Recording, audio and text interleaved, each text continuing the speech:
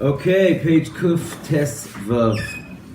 We're going to be continuing the first paragraph there.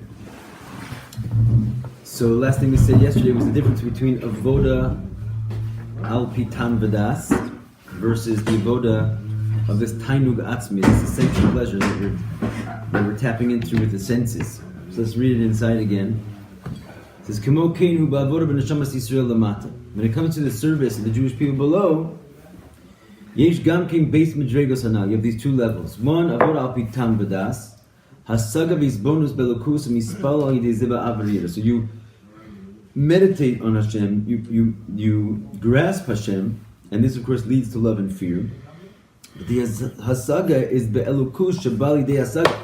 But obviously if you're understanding it, you're meditating upon that subject matter which can be grasped. In other words, an aspect of God which fits into your mind, so to speak, which is already the external aspect of Hashem. The Tzimtzum aspect of Hashem, the part of Hashem that makes himself into a mashal and sphiro, so you can meditate b'chlal. In general, this is the light that invests itself into the world. It's not the essential light.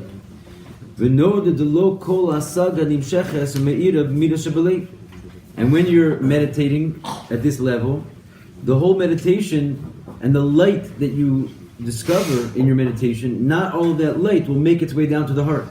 Only an external aspect of that. Since you're dealing with the external aspect of Hashem, you're dealing with limitedness, it gets into this situation where it falls into this order of the Ishtalshalus, which means from the lowest part of the higher one, that's what is brought into the highest part of the lower one and so forth. So you can't get out of that cycle. So since you're dealing with a limited level of divinity, which i.e. fits into your mind, therefore only a small part of that will actually fit into your heart. And that's called the Bechein Ma'is Bonus, the sort of final therefore that comes out of your meditation, not the full gamut of the light of your meditation, only a little drop. And that's called the Nehi, the Netzach Hod Yesod, the lowest tier of the intellectual realm. And therefore, when you wind up actually getting excited with Ava and Yira, even though it's Ava and Yira, Amisis, it's true love and fear of God that you desire Elokus, nevertheless, it's a limited love. And after the davening, only a small imprint of it is left on the whole day because it didn't really take you over in the full gamut. So that's, we said yesterday, this is the limited Ava of Tam Vadas. But when you get into the senses, we said the senses pull your essence into the situation. You're clinging with your whole self to a beautiful picture. So if you have a meditation at the level of Riyah, which is the union of Histakla b'yikara de Malka, that you peer into the glory of Hashem, where somehow you're going to figure out how to see the very essence of godliness itself. It kind of reminds me like the Alter Rebbe in the end of his days. He said, I don't see the beams in the ceiling, I just see the Devar Havaya. In other words, if you can peer and peer and peer and try and use the best of your abilities to look at reality truly, the klippas will fall away and you'll see that all it is a divine light. Upon which it says you can gaze upon the pleasantness of God, the essential pleasure of God. This cannot be compared to the pleasure which is found in the previous avoda of intellect. It's true that even in this avoda of meditating and not seeing the glory of God, just meditating and understanding what you can understand and feeling the emotional response to that, which is limited love and fear, even though there's also pleasure, both on the intellectual side of meditation and in the love and fear that's a result of it. It's only a ray of the true pleasure alone. And we said this before. Why does it work like that? Go back to the source of this thing. We said that where does pleasure come from? It's Penimius HaKeser, right? It's sort of like God inside of you. The Penimius HaKeser is the pleasure. External pleasure is the will. And so forth. You have inner and outer pleasure. But when you're dealing with a back-to-back relationship, since only the lowest part of the higher one comes down and lodges itself into the highest part of the lower one, then what part of Kesser is able to invest itself into Chochmah, Bina, and Das. Only the lower part of Kesser, right? The external part of Kesser, which means you don't experience the true Tainug. And then when you're in Chochmah, Bina, and Das, you now have a little bit of Tainug in there. What level of Tainug of that is going to fill itself into the heart? Only the lowest part, the Nehi. So in other words, as you go down, the pleasure is limited and limited. So in a meditation of Tam Vadas, which means you're not accessing the Kesser itself, you're only accessing a ray of the Kesser that comes into the Ishtalshlus, you cannot experience the Panemius Tainug. When it comes to the seeing of God Himself, the actual entity of God, this is a Tainug Atzmi Shemis'anig Al Elukus. You're not taking the pleasure of something that God is vested into, and vested into again and again and again. So you sort of make it. Right, let's think about let's just go into the meditations for one small second so we can understand what we're saying. When you're meditating on the level of Tam Vadas, you're looking at the world, and you're realizing that the world did not make itself. And then inside of a human body, it's not just a body, there's a soul in there. Right? And that even though I can't see the soul, I can logically understand that the body, if it didn't have a soul, it would be dead. Chas v'shalom. And therefore I can sort of see Hashem. You're not looking directly at Him, you're looking at His creation. But that's why it's called Avas Olam. Right? The lower level of meditation is called the love of worlds.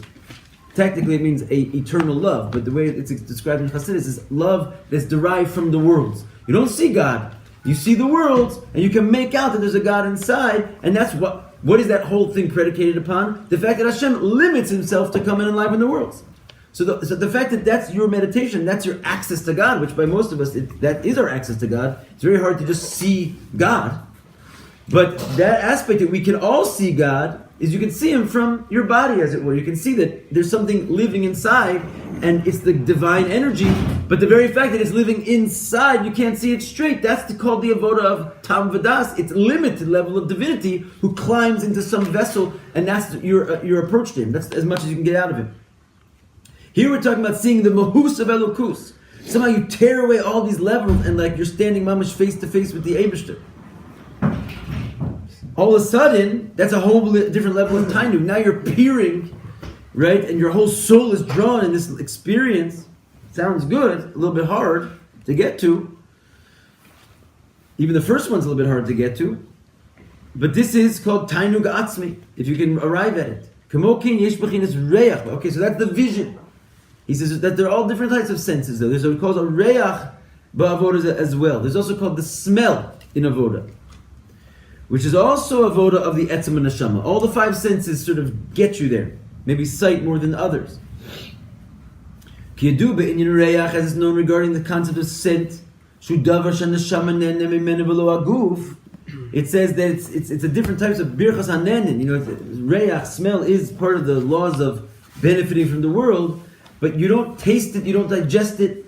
It doesn't come into your body. It's just like this waf. That it says your soul benefits from scent and not your body. So what does it mean your soul benefits and not your body? The essence of the soul benefits, that which is above investiture in the body. That's kind of the Chassidic pshat of your soul benefits from scent, not your body. In other words, the soul that comes into your body, it gets all plugged in and enmeshed in your body. But scent, since your body doesn't really taste it, what aspect of you is dealing with scent? Not the part of your soul which is invested in your body, because your body doesn't have any benefit from smelling, in the sense of when it does when you eat, it goes in and becomes blood, like in sound everything. and sight. Sound and sight. It's the same thing. But you don't make. I guess we already know that sound and sight have access to the etzem, but we're saying here that we're trying to show how all the senses have it. And when it comes to the reach, we have Chazal that says your soul benefits and not your body. No, it's not a argument to sound and sight. It's just a proof for smell that what does it mean your soul benefits and not your body, i.e. that part of your soul is not in your body. V'hu inyan, right behind you, etzem and neshama shelamayla mislavshus. V'hu inyan tefillah. And this is a concept of davening. In other words, this aspect of your soul benefits from it and not your body. This is the concept of davening, where your whole inyan of davening is to sort of climb the ladder out of yourself. Right? The sulam, mutzav, artzav, rosha, magia, shamayma, the notion of davening is like this ladder, that the point of davening, really, tefillah means to connect yourself and sort of leave your body. That's why tefillah is like a little measure of Shabbos. You sort of leave the world, you stand in one place, you don't talk, you go into a domain which is not really here, because that's what you're trying to do in the times of davening, is get out of yourself. Go into a place where your soul benefits and not your body. As it says, the Bala Chotem Ani Mispalel. Something called the Bala Chotem, which is the owner of the nose. What is the owner of the nose? So in the Gemara, this is referring, like in Nigla, it's referring to the Nasi Ador, the Gadol Shebador. He's called the Bal HaNos, because he's basically, he could smell your deeds. Like Mashiach, it says Mereach V'daya. Yenuka. He could smell you, and it says by Rabbi Gamliel that whatever, when there was a destruction and the emperor put a decree out for his life, someone came in and said they're looking for the Bal HaChotem. The Bal HaChotem was like a remez, a hint to the Nasi Adur that they're trying to find. But that's Al Pi Niglin and Chassidus. It says the Bal HaChotem Ani Mispal. I'm davening to the Bal HaChotem. There's a concept that all your prayers also. Why do they call Malchat with Nigla? I'm saying because he smells your even deeds. in Nigla. Yeah, but in Nigla it's referring to a man. In Chassidus it's referring to the Eibishter, that you're davening to the one who has the nose, i.e., everything we said in the previous classes. That Hashem also has, so to speak, his 10 powers of his soul and his senses. And just like by a person, your senses is what draws your essence, so too the essence of Hashem is drawn out through his, so to speak, senses. When Hashem sees you and peers at you, as we said before, that's a sign that you're having an arousal from the 13 attributes of mercy that are flowing into you. So Hashem is called the owner of the nose, which means that when you daven, which is one of the 3 pillars that you're able to have Mesiras Nefesh, davening, Torah, and good deeds, we said that's like the foundation of the world, that you have Mesiras Nefesh and give of yourself, so to speak, and create an arousal from above, so then you catch the attention of the Bal HaChotem, of the nose of Hashem. And that again draws the essence. That's who you're davening to, is the Bal HaChotem, because that's where you're able to reach with davening, which is the whole idea of giving yourself like a carbon, in Mesiras Nefesh, which can draw down the essence of Hashem, like we said before, that the secret of the carbon goes up to the secret of the Ein Sof. The carbon is like davening. The klalus inyan tefillah hu kavanas alei. And what's the idea of davening? Is to have proper intention within your heart. Ba'adalad madrigas the tefillah hu bal b'chinas ha'avoda shemitzad etzem neshama. And the idea is that through climbing the ladder, which is the 4 stages of davening, that's why it's called a ladder, because you climb up the worlds, Asiya, Yitzir, Bri, and Atzilus, until finally you can come to a level that you go to the avoda of the essence of the neshama, and that's when you get to the level of Reach. In other words, so the other levels is like these bonus al pi tam v'das, right? The way it works is that you start off with simple hodah in tefillah, like you're not even in a level of meditating. That's why you wake up in the morning and say Moda Ani. Moda Ani, it does not mean that you understand who God is. That's why you don't mention God in that statement. You don't mention the name of Hashem. Moda Ani, because you're not in a state where you're able to actually get into the details of what's Hashem's name, who is He. You just woke up from your bed, you basically have nothing going. You just start with a basic recognition you're standing before God. As you slowly climb into the tefillah, the first thing you say is Hodul Hashem Kiru V'Shmo, right? Now you have a Hodah, which is a little bit shaykh to His name, because you say, I'm recognizing Hashem and I'm calling in His name. But as you climb up into the Pesukei de Zimra, then you start to meditate on the wonders of Hashem, how great is His deeds, how wonders are His deeds. You slowly go into the tefillah of Shmona Esrei, and finally get to Shmona Esrei, the tefillah of the Shema, and finally get to Shmona Esrei. These are called the 4 steps of the ladder of tefillah. Each one takes you to a different place. In the Shmona in the Shema, you're already meditating upon the angelic realms. In the Pesukei de Zimra, you're meditating on the creation. In the Shema, you start mentioning the angels and go higher and higher until you get to the Shmona Esrei, where you're like a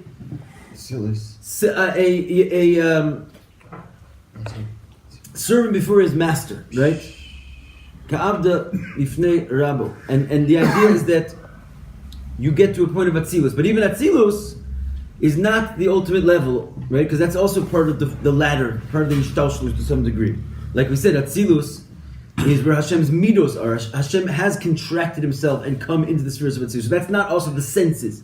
You go beyond that, which is sort of like where does it really happen in the repetition? I don't know. There's different opinions over here, but in the repetition of the Shemona Esrei, what's the idea in the Shemona Esrei is that you're speaking in a whisper, that you've been silenced, but in the actual repetition of the Shemona Esrei, you're actually totally silent, right?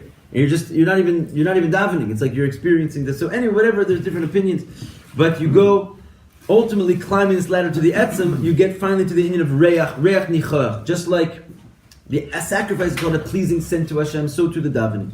Yeah, you want to say something? You had your hand up before? I do have a question, but I'm sure I didn't make any sign for the question.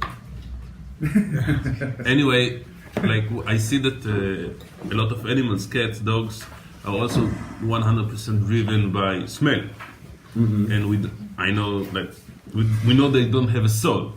So in this case, how we explaining that? They have a soul. They just don't have a godly soul. Exactly. But we are talking now about like the etzem and the shama of the Jew is driven by the smell. But also your animal, like we talked about yesterday, Bob Marley.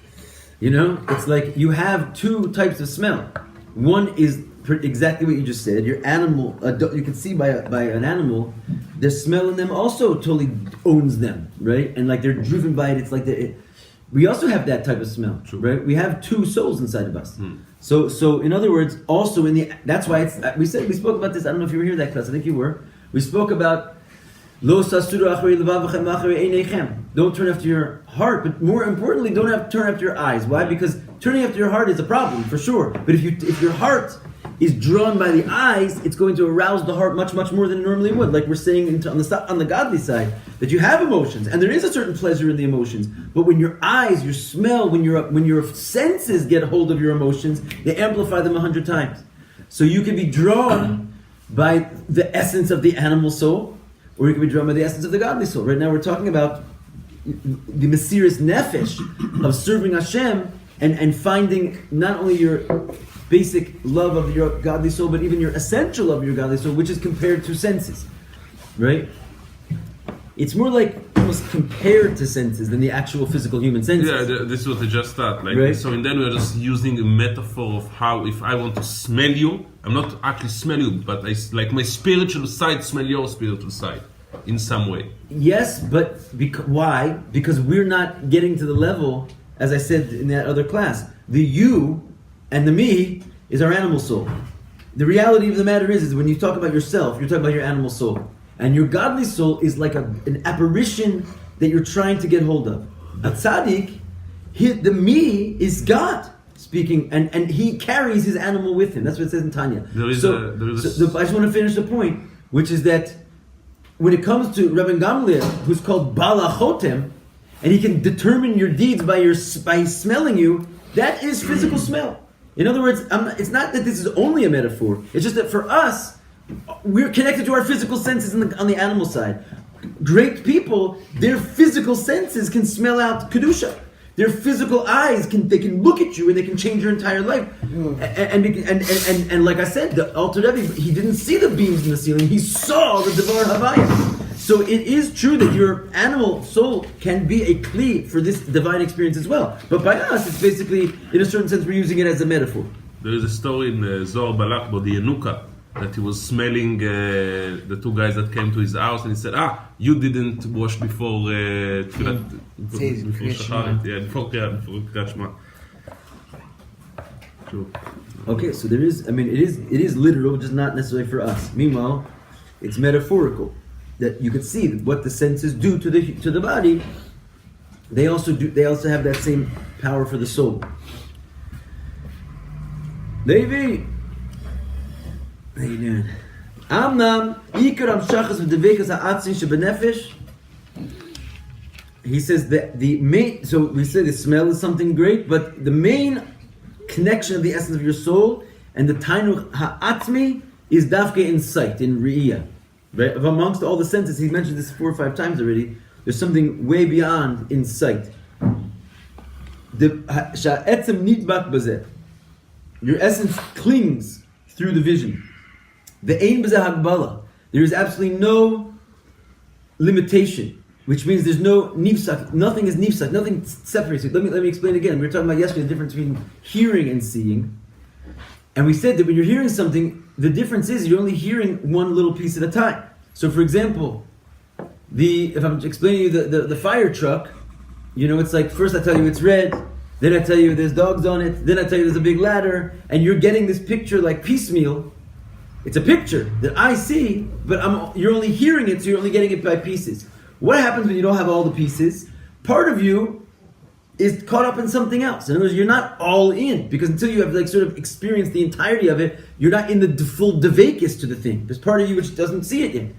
So that's what he's saying. When you're seeing, the whole thing is before you, there's no aspect of it which is left out. It grips the entire self. So this is the idea of why it's higher than all the other senses.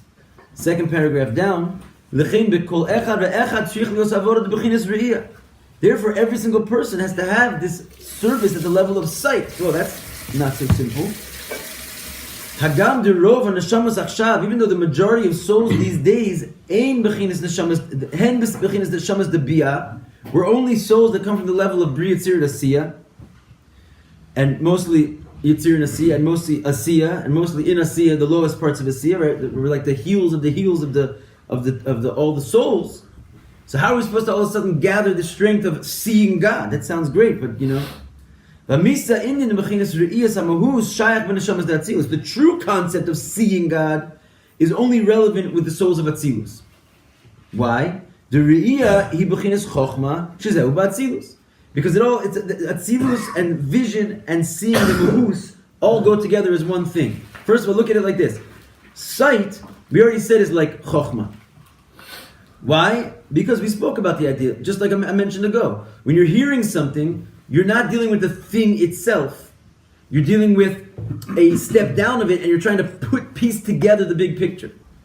When you're seeing it, and that's called bina. What is bina? You're misbonen. Bina comes from the word to build, right? Which means you're taking little pieces and you're building them up. You're trying to build the whole picture, but the whole picture is not before you. But I would my instinct would say bina is litbonen, because litbonen is looking. No, litbonen is not looking. Litbonen is looking. Litbonen is not looking. In Hebrew, litbonen is looking, as far as I know. What and where does it mean looking? Litbonen. It means to meditate. Litbonen means looking. It's a like I want to litbonen on that. Yes, אני מתבונן בו, אני מתבונן בספר. No. I was going for 31 years with this knowledge. I hear you. It doesn't really mean that in Lashon HaKodesh. It means to look, but like a mental looking. It's not like the looking of the eye. Exactly. Okay. No. Not necessarily. It's also. All I wanted to say that if the seed of Chokhmah is not can be grasped. So with Bina you mitbonen in this, like, all I'm saying is it's weird that Chokhmah says he's the looking and not Bina. Okay, but fine. It's weird, but it's not. It shouldn't be weird from here on out, right? Because the idea is that while mitbonen, to meditate, obviously when you're meditating upon something, you're concentrating on it, you're looking at it. But why does it come from the source of to build, right? Because the idea is that what you are trying to put together a bigger picture, and you only have pieces right now, right? Bina is the union of osios and letters, right? It's breaking down the essential thing into pieces, right? Sometimes that can be very helpful if you're not able to look at the essential thing. So the only way to get there is to build it together. In other words, it depends if you're coming from above to below or from below to above. If you're coming from above to below, Bina is a yerida. Litbonen is like basically a favor that you're going to do for someone else who cannot see the vision.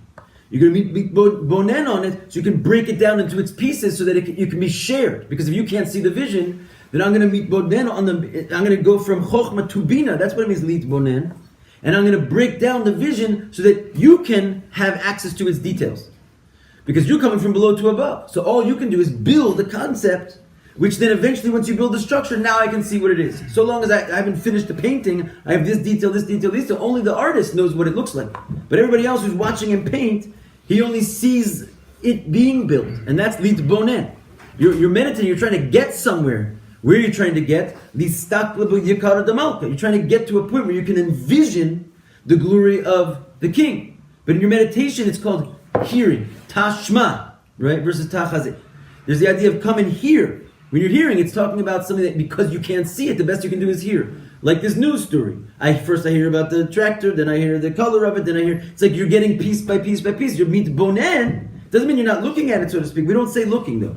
You're listening to it, right? And you're internalizing it, but it's a step down. If you could see it, you wouldn't have to listen to it. You wouldn't have to piece it together. It's all before you. Makes sense? I mean, in some capacities,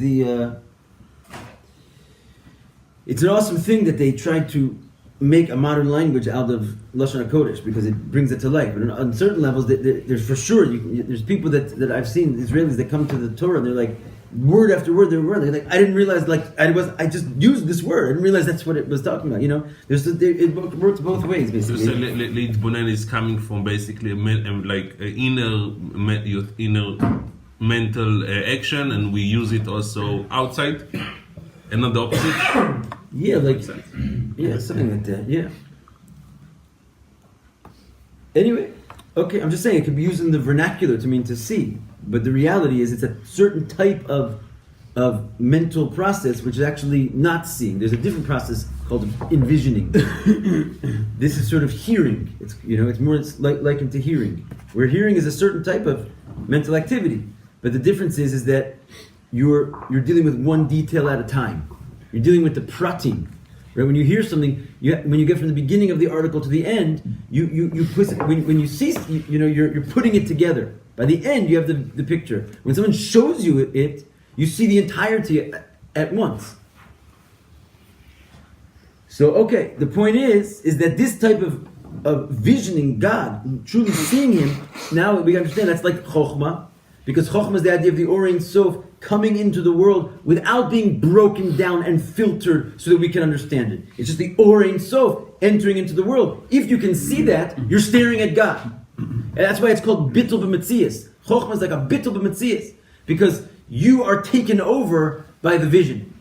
You're not like a Metzias holding onto your own self and like slowly incorporating that vision to how you understand it. When you're standing before the king, you like lose yourself. There's nothing in that room except for the king. You lose yourself. And that's like Atzilus, that's like Chokhmah. So the truth is, that's what we're talking about when we mean seeing God. How am I supposed to do that if I don't come from Atzilus and I don't have therefore the power of Chokhmah, right? It's like you have Atzilus, Bria, Tzir, and Asiyah is Chokhmah, Bina, the Midos, and Malchus. So Chokhmah automatically corresponds with Atzilus, and if you're not a Shaman from Atzilus, you don't have the Chokhmah power, how are you supposed to see God? L'chein Temidios ha'avoda d'neshamas achshav. Therefore, the basic realm of our avoda these days is the avoda that is al pi hasaga, seemingly. That we have to, we can't really just do that. We're on such a level. It says that the Anshe Yerecho, they could say Shema Yisrael Hashem Elokeinu Hashem Echad and go right into V'ahavta. But everybody else, they had to make a break between that and Baruch Shem Kavod Malchuso. Baruch Shem Kavod Malchuso, Le'olam Va'ed, goes on the end of Baruch. You're being mamshich, this true unity of Hashem Echad, into Shem Kavod Malchuso, which is already Bri Yitzir and Asiyah. Because we can't be like the Anshe Yerecho. What are the Anshe Yerecho, by the way, called? Because they smell. Anshe Yerecho is the Indian of scent. Because they had the Indian of tapping into their essence of neshama, no problem. They were a higher people. There's a Mishnah that says that they did not have to stop and say Baruch Shem Kavod. Cool. Because they had this quality of Atzilus. But everybody else, we have to go through allowing that vision to cloak itself into an article that we have to read. And only get one piece at a time. Be mizbon and try and put it back together. That's called a meditation al pitam vadas. That's the Makol Makom. However, you can't suffice yourself and say, well, I'm not a Shama B'Natzilus, I'm not shaykh to the avoda of vision. You have to do. At some level, you can reach the avoda of vision. You just can't jump there without saying Baruch Shem Kavod, but you can climb the ladder of tefillah, like we said earlier.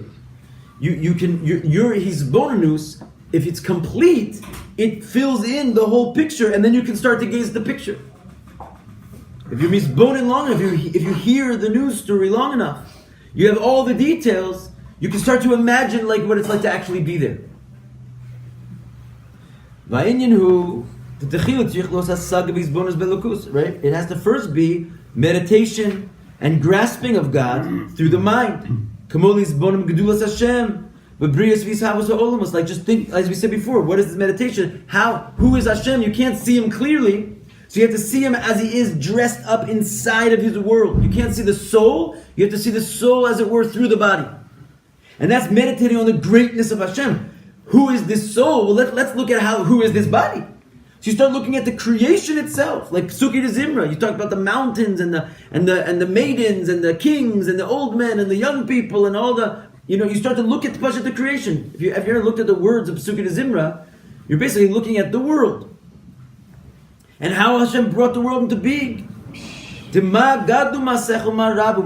idea of how great are your deeds, how many are your deeds.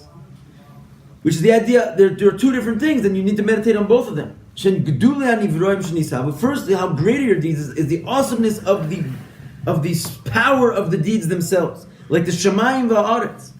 Right? It's not so simple, just throw together heavens and earth. Again, that's only the body. But what a body! You can see the awesomeness of Hashem. It goes on forever.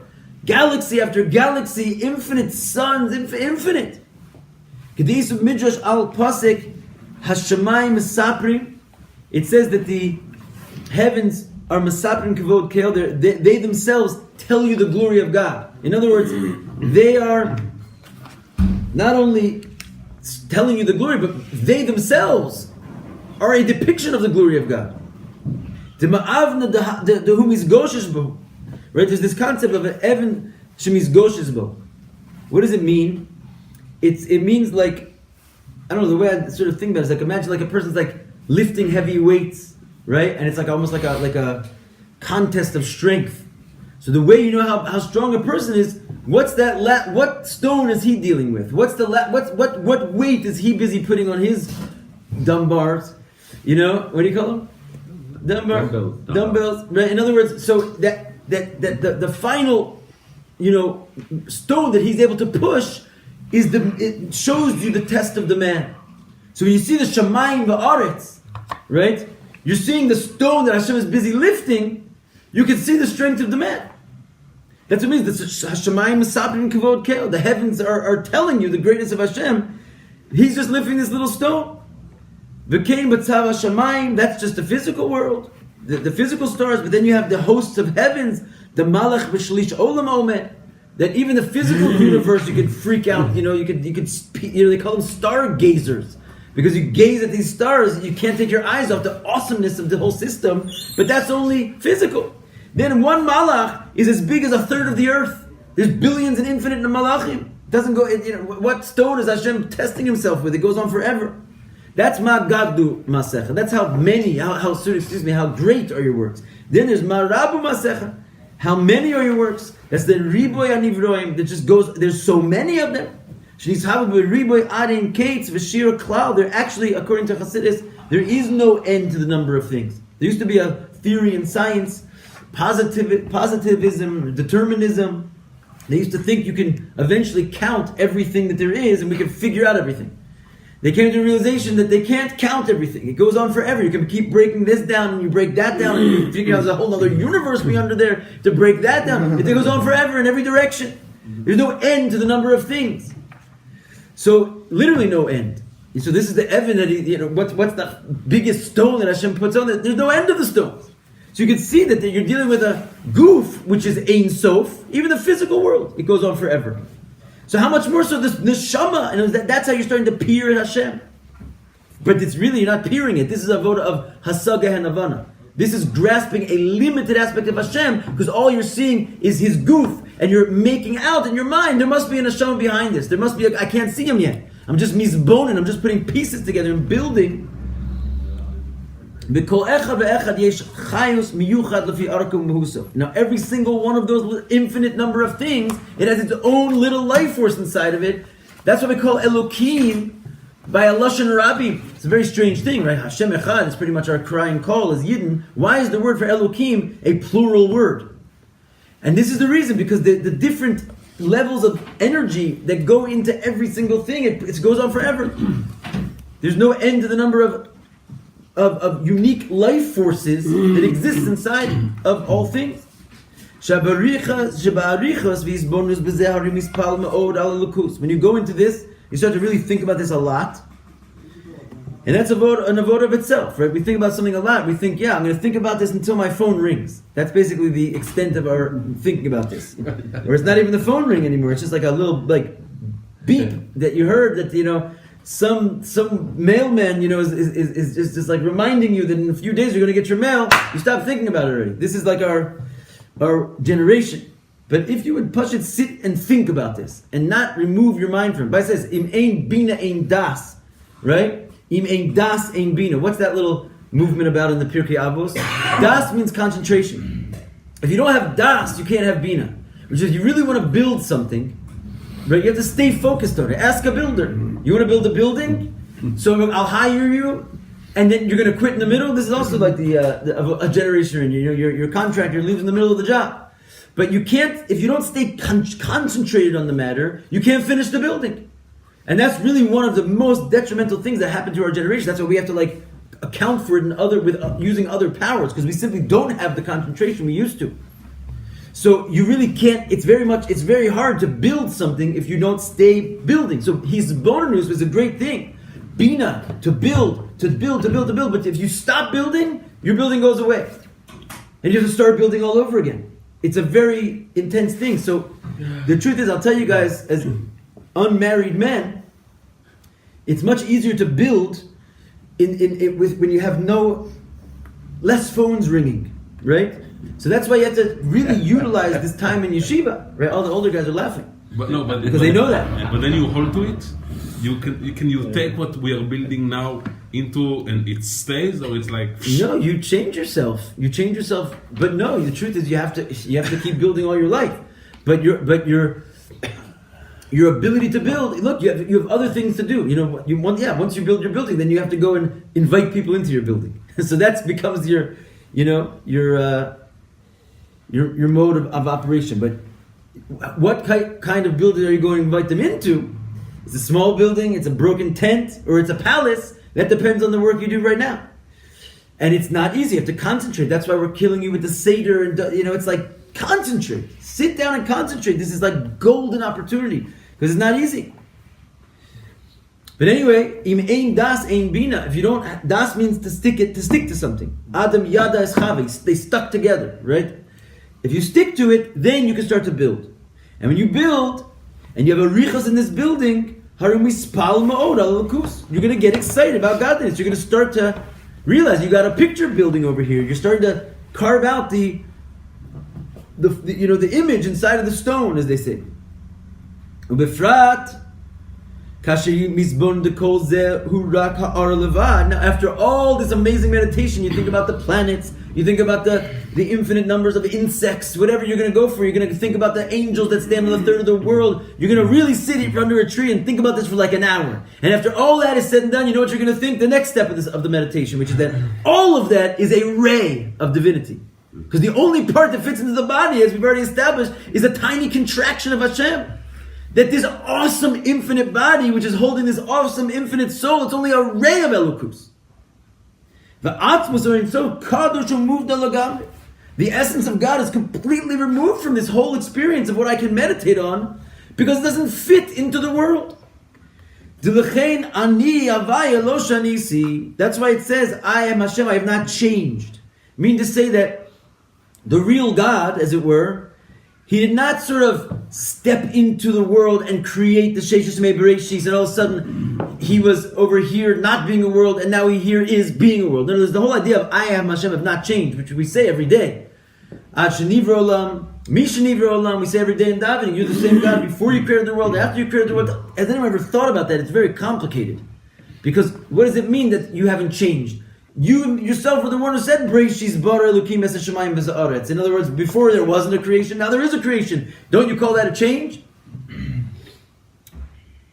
Have you guys heard about this concept before? Sounds familiar. Why would you assume that he's changed? He's made a creation. Something happened. No, but he has. But he is everything. if something changed, he changed. Because where does it? If it's changing outside of him, that's already like a worse level of Avodah Zarah, right? He's everything. You can't change that. He's everything. So if the creation is obviously happening inside of him, right? So inside of him there was a change. Yesterday I didn't create the world. Today I did create the world. Seemingly there's a change. But the idea is, how do we understand this? If we understand this, is that the only way I can really break it down is to go into chapters 19, 20 in Tanya for a second, where he explains that Hashem created the world with speech, right? And what is speech? It's the idea of a person first they have their Chabad, and their Chabad descends into a level of it creates an emotion, a midah, and then the midah produces in a person's mind some letters of thought. And then finally those letters of thought come out yet another contraction, and you finally produce a letter of speech. Which means the reality is that little word that you said first existed in your thought, and then really before that it existed in your emotions, where there wasn't even letters yet, it was just light. And those emotions, and it itself existed inside of your mind, which is also beyond letters, it's even beyond the emotions, and that itself existed in the will and in the pleasure. So by the time this word comes out, it's really the only reason it came out is because a huge amount of light was removed until what that little word of potential finally appeared. So what we call creation, which is as though Hashem produced something, it's quite the opposite. Because what he did was actually remove a bunch of things in order to make creation appear. He removed the light of the thought. He removed the light of the emotions. He removed the light of the intellect. He removed the light of the will, until finally you don't see all those other lights. What do you see? Is this little word. Still creation. To us. Meaning to say that when you create, the word actually comes out of your mouth. And all that removal takes place. But Hashem, lo shanisi. And that's what this means. He never actually brought the word out of him. Because there is no out of him.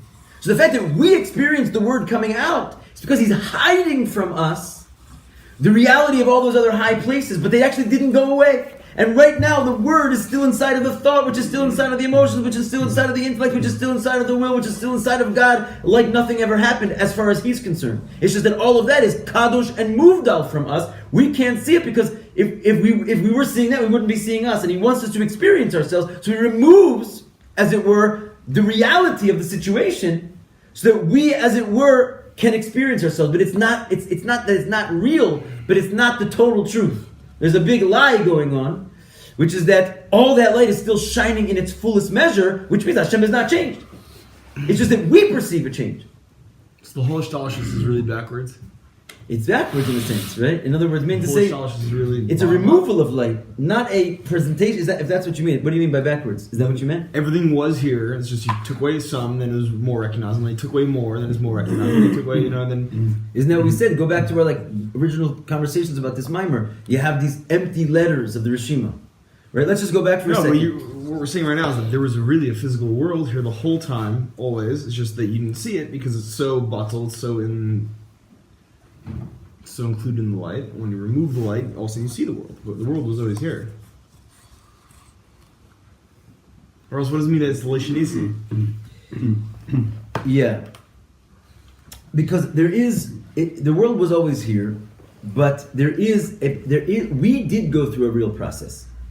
In other words, even though Hashem didn't really, so to speak, go through that process, it's all still there, but whatever he performed on us is real at our level. So even though our whole experience is taking place sort of in a dimension which is, as far as he's concerned, not happening, and therefore but in our dimension, it did come into being. So when we say Hashem lo shanisi, we're saying for him it didn't change. For us, there was a sheshis mei bereshis. So we do want to say that Gashmias is a bit of a chiddush, but it's not. In a certain sense, it didn't even happen. That's the point of Aniyah Shem Lo Shanisi. Because it's so bottled, it's so insignificant, or is it saying because it actually didn't change? Again, it didn't change as far as he's concerned, because it didn't come into being. First of all, there's two things. It's bottled and insignificant because of its smallness. Right. But it's also... That doesn't mean it didn't change. Insignificant doesn't mean No, but change. I'm saying that its smallness was also always there. Right? It was just It was just very like what it is, like the one letter that comes out of your mouth versus like the power of your whole soul, just like by kamos and ekos. Ekos means what? Amount. It's small. It's just a small amount. Quality. What's that? Yeah, the quantity is small. You follow me? So that's one thing. It's just like That batul doesn't mean mitzias because of Leishanisi. its smallness. Fine, that doesn't mean Leishanisi. Because but it was always there. What does that mean? It means that the words that you're going to speak existed in potential inside of your mind already. Just by you spoke them, and so you When went you through. say you do change. You changed, and Hashem, so to speak, went through this process of speech, but only as far as we are concerned. So, in His perspective, the word is still inside, small, insignificant, there, but it's still inside of Him that it didn't actually come out. Right. And so, as far as He perceives it, it's all still drowning in the Or Ein Sof, like it never even happened. But there is this whole other perspective, which is also an aspect of Him. Right. But it's the part which is it's happening with inside of His externalmost part, right? Where it's very hard to understand, truth be told. But in some kind of dimension where the one we're experiencing, there was a change. But in our meditations, when we're realizing the truth, we say Ani Hashem Lo Shanisi. Right? When we think about the reality is that this is only happening on this side of the tzimtzum.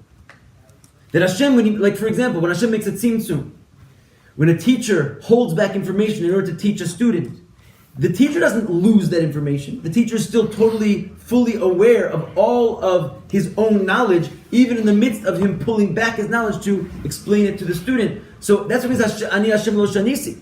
He is still exactly as he was before. The creation never actually came out as far as he's concerned. I'm struggling with this idea. I mean, you're saying that We've been Torah struggling with was this idea for millennia. Yeah, the Torah is emet. The Torah is emet.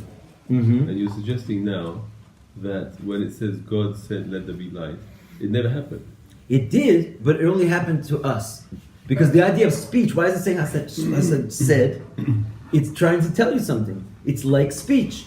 Which means how do you get the speech? You get the speech from thought, which comes from emotions, which comes from intellect, which comes from will. So that process took place. But it is like I'm saying about a teacher who teaches a student. When you want to teach a student something, you for sure have to hold back a whole bunch of information and let out only the most external part. But you did let out the most external part. But that's where the mashal does not completely correspond, because Hashem is not really a man who speaks. A man who speaks, words actually come out of his mouth and separate from him and go somewhere else. God can't do that. There's no somewhere else. So the speech by God is merely metaphorical of the idea. And what is it metaphorical for? It's the metaphor is that he makes it look as though something else came out of him. In other words, by him, the notion that Hashem spoke. And why is it that speaking makes creation? Right? Because the idea of creation is that it's something that feels like it came out of him. How do you get something to feel like it comes out of Hashem? Is for the process of speech. Removing until you bring out all the... In reality, though, nothing comes out of Hashem. There's nothing outside of Him. He's the only place. So it must be that all of this speech is still inside of Him. Why do we call it speech and why do we experience it? Because it's the way that He makes us feel ourselves. But the truth is, it's all taking place inside of Him. And the inside of Him, it's not hidden from Him. The full Him is still here, which means we're all totally negated inside of the Or Ein Sof simultaneously.